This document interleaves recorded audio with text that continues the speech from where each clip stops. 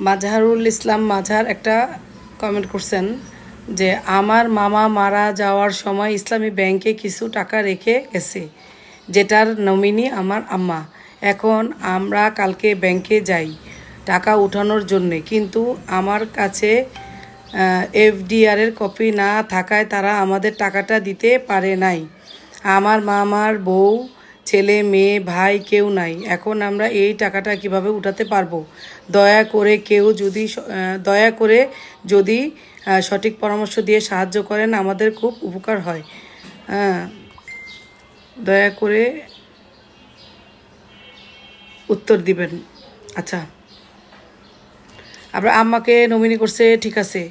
এখন এই ক্ষেত্রে ব্যাংক কেন টাকা দিবে না? এফডিআর কাগজ থাকতে হইব না? নমিনি তো আপনার আম্মা, আপনারা তো জানেন, তাই না?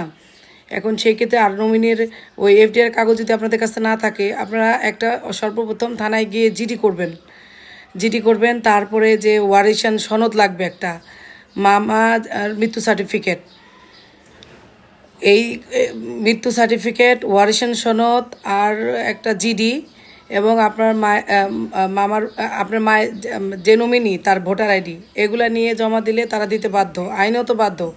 না দিলে আপনারা একজন আইনজীবী শরণাপন্ন হন এবং তার মাধ্যমে এটা যে উনি আপনাদের পরামর্শ দেবে কীভাবে আদায় করতে হবে।